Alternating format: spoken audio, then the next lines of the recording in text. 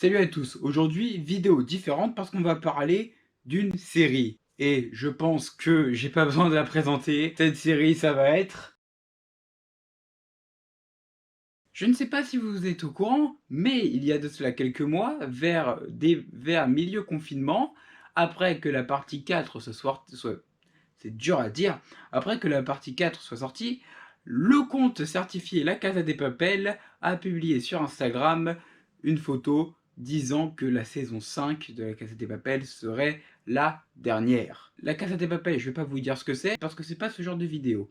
Aujourd'hui, on va faire une vidéo théorie, d'accord? Théorie. On va dire des choses qui pourraient potentiellement se passer dans la partie 5 qui va venir.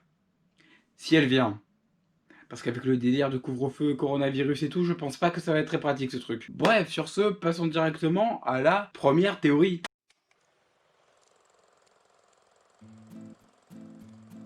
Alicia Sierra est un personnage qu'on nous a présenté durant la saison 3 de La Casa de Papel. Elle est cruelle, froide, intelligente, et à la fin de la saison 5, après qu'elle ait révélé des secrets de l'État et qu'elle soit poursuivie par la police, elle a finalement retrouvé la cachette du professeur, pointant ce dernier avec une arme à feu. Et la saison se terminait comme ça. Alors forcément, quand la saison est terminée, on était tous...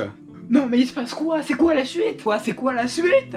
Je veux la suite! Et donc voilà ce qui va se passer selon moi. Alicia pointe le professeur, va le menacer, mais pas de bol, elle va commencer à avoir des contractions au ventre. Elle va donc commencer à perdre les os. Alicia se mettrait donc à avoir de grandes contractions au ventre, et le bébé va vouloir sortir. Jusque là, c'est logique. Et le professeur, comme c'est une personne extrêmement bienveillante, va l'aider à accoucher, puis ensuite va la marteler de coups avec le bébé dans les mains, puis prendre le cordon ombilical et l'étrangler avec. Pardon, excusez-moi, c'est que je déteste ce personnage, donc je rêve de ce scénario-là, mais bon, bien évidemment, je rigole. Il va donc aider Alicia à accoucher au moment où Marseille va rentrer. Quoi, tu sais pas qui c'est Marseille? T'avais qu'à voir la série, hein. Marseille va arriver et va dire « Mais qu'est-ce que c'est que ce bordel ?» J'arrive pas à faire son accent. Alicia, maintenant que son bébé est né, va donc se montrer bien plus douce et va finir par coopérer avec le professeur, parce qu'elle a pas envie de se retrouver en tôle et que son bébé finisse sans parents. Alicia va donc aider le professeur à tromper la police, sans oublier quelques petites crasses, d'accord, par derrière, hein, par exemple en essayant de faire couler le plan du professeur, en peut-être tuant Marseille. Mais bon, le professeur va donc communiquer aux membres de la bande qui sont toujours coincés dans la banque que Alicia est leur nouvelle alliée. Cela ne va pas plaire aux membres de la bande et en particulier à Rio. Parce que quand on sait que ce que elle a fait à Rio, les deux ça va pas trop ensemble. Mais le professeur a un plan de secours pour Alicia. Il sait très bien que Alicia va quand même tenter de faire foirer le plan. Donc le plan du professeur, c'est qu'une fois qu'il aura réussi à faire sortir les braqueurs et l'or, eh bien il ne restera plus qu'à livrer Alicia à la police.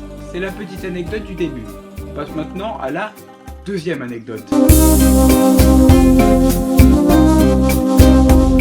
C'est un secret pour personne, La Casa de Papel adore tuer ses personnages principaux.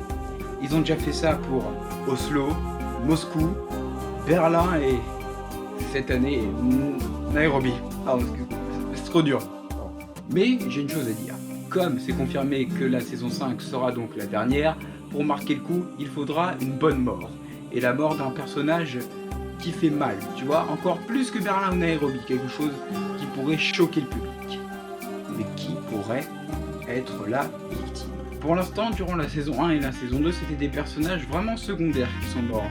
Osso ne parlait pas et avait quasiment aucune interaction avec le groupe, et Moscou, on le connaissait surtout pour son lien avec Denver car c'était son père. Mais Berlin et Nairobi, eux, ça nous a vraiment marqué parce que c'était des personnages à part entière, des personnages qu'on aimait voir, qu'on aimait suivre, et des personnages qui ont une personnalité vraiment bien développée. Et franchement, pour le reste de la bande, bah c'est pareil, on va d'abord passer du côté des méchants, qui pourraient mourir. Ah là là là là. Arturito. Ce personnage qu'on a tous un petit peu détesté durant la saison 1.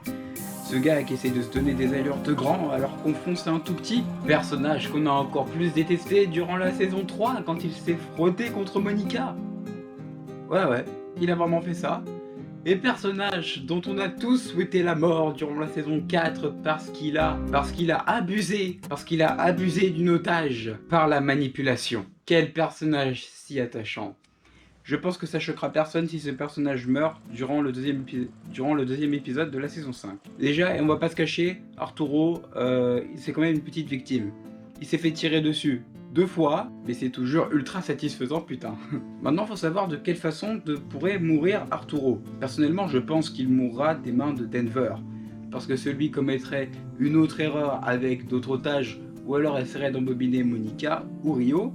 Et Denver, lui, comme c'est un petit peu un sang chaud, il n'accepterait pas trop ça, et finirait donc par tuer Arturo. Ou alors, autre scénario, la mort accidentelle. Illustration de ce cas, je te jure, une fois qu'on va sortir d'ici, je vais m'acheter un petit yacht. Arturo, qu'est-ce que tu fais, Arturo, retourne à ta place, Arturo. Oh. Ah oui. Elle est vraiment bien mort. Arturito. Bon. Bref, en tout cas, c'est sûr, Arturo, ciao. Ah, Gandia, l'assassin de Nairobi. Ah, on a tous envie qu'il meure celui-là. Il y a des théories qui disent qu'il va finir par rejoindre le gang, mais moi perso, je ne suis pas du tout de cet avis, parce qu'il ne se laissera pas faire, d'accord? Je pense qu'il va être assommé une bonne petite partie de la saison, puis il va revenir vers la fin pour se venger et canarder le groupe d'une énorme fusillade. Et vu qu'on a vu que durant la saison 4 qu'il était totalement immortel, alors oui, là ça va. Ah, parce que je suis désolé, vous allez pas me dire que durant cette scène où il se fait fusiller de tous les côtés par 5 personnes, hein, il prend pas de balles, d'accord? Là il est censé mourir totalement, d'accord? Bref, de quelle façon va mourir Gandia? Gandia va sûrement mourir tué par Helsinki qui, avec Tokyo, c'est le membre le plus proche de Nairobi. C'est tout aussi sûr que Gandia va mourir parce que durant la saison 4, quand le professeur apprend que Gandia a tué Nairobi, il devient sans pitié et il perd un petit peu le contrôle. Voilà, je pense qu'on a la réponse, Gandia va mourir.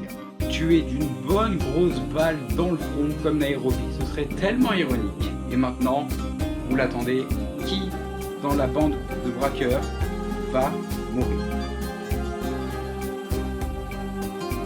Ma théorie serait que Rio meurt. Rio a toujours été montré comme un personnage faible. Il est faible. Même au début de la saison 1, au tout début de la série, il n'était pas forcément convaincu pour faire le braquage. Il est jeune encore, il n'a pas beaucoup d'expérience dans ce domaine. Lui, tout ce qu'il sait, c'est hacker des ordis. Même chose, il n'a jamais été capable de tirer sur n'importe qui. Même pas Gandia quand il savait personnellement que celui-ci était dangereux. Et encore plus durant la saison 3, quand il a été maltraité par Alicia et torturé. Il est devenu faible psychologiquement et mentalement. Du coup, ce ne serait pas une surprise que Rio meure, tué donc par Gandia ou la police qui réussira à s'infiltrer dans la Banque d'Espagne. Et d'ailleurs, on remettrait donc en lien Tokyo et Rio, parce que Rio a dû se rendre compte qu'il avait fait une énorme boulette en larguant Tokyo à ce moment-là du braquage, et il essaierait donc de se remettre ensemble, mais à ce moment-là, paf, oui paf, j'ai jamais entendu le bruit que ça faisait une balle, paf, Rio se prend une balle et meurt, et Tokyo va donc tuer Gandia, finir le travail, avant de sortir de la banque. Alors il y en a qui disent que le professeur va mourir, le professeur ne peut pas mourir, parce que c'est le professeur est le dieu de cet univers, d'accord, il ne peut pas mourir. Par contre, je t'avouerai que Palerme, je suis pas contre totalement non plus, hein.